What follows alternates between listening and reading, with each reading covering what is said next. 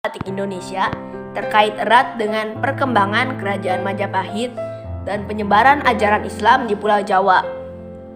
Dalam beberapa catatan, pengembangan batik banyak dilakukan pada zaman Kesultanan Mataram, lalu berlanjut pada zaman Kasunanan Surakarta dan Kesultanan Yogyakarta. Kesenian batik secara umum meluas di Indonesia dan secara khusus di Pulau Jawa setelah akhir abad ke-18 atau awal abad ke-19. Teknik batik sendiri telah diketahui lebih dari 1000 tahun. Kemungkinan berasal dari Mesir kuno atau Sumeria. Keberadaan kegiatan batik tertua berasal dari Ponorogo.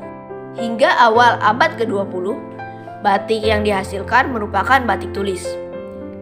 Batik cap baru dikenal setelah Perang Dunia I berakhir, atau sekitar tahun 1920-an.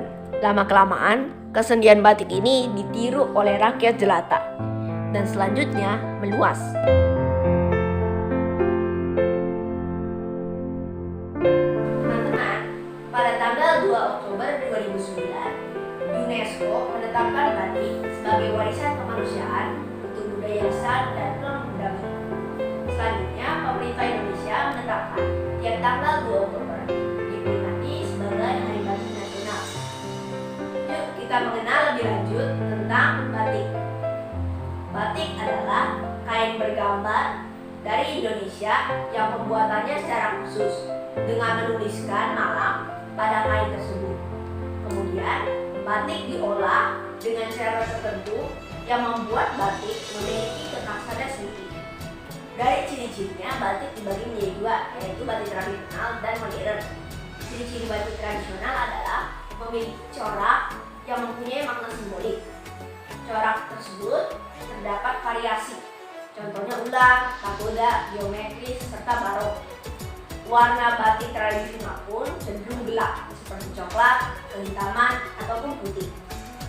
Umumnya, motif batik tradisional memiliki unsur dari daerah asalnya. Ciri-ciri batik modern adalah corak batik modern tidak mengandung makna apapun. Lalu biasanya berbentuk tumbuhan, rangkaian bunga, dan lain-lain. Warna batik modern pun cenderung bebas, seperti biru, merah, ungu, dan lainnya. Jenis-jenis batik juga ada banyak. Saya sebutkan 3, yaitu 1 batik tulis, yaitu batik yang dihias dengan tekstur dan corak batik yang menggunakan tangan. Biasanya proses ini akan memakan waktu 2-3 bulan. Kemudian batik dapat dibuat menggunakan stempel, yaitu batik cap. Batik cap ini dibuat dengan menggunakan stempel yang bahannya terbuat dari tembaga. Yang terakhir adalah batik printing. Batik printing dibuat dengan memprint batik tersebut. Ini adalah beberapa motif batik yang terkenal yang ada di Indonesia. 1. Batik Parangkusumo dari Solo. Batik ini menyerupai gulungan ombak lautan. Motif tersebut mengandung filosofi bahwa hidup penuh kesederhanaan. Kemudian ada motif batik Megamendung dari Cirebon. Motif batik ini merupakan salah satu motif batik yang terkenal. Batik ini menggunakan gumpalan-gumpalan awan dan memiliki filosofi bahwa manusia harus bisa mengendalikan emosinya. Kemudian ada batik tujuh rupa dari Pekalongan. Ini mengandung filosofi ikatan kebudayaan dengan leluhur. Kemudian ada batik Lasem dari Rembang.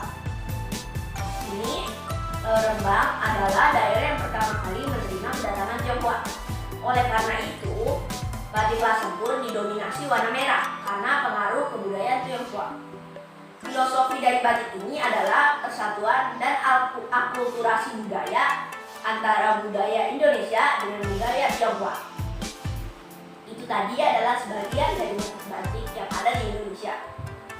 Menurut penelitian budaya tahun 2015, setidaknya terdapat 5.849 batik yang ada di Indonesia, mulai dari Aceh hingga Papua.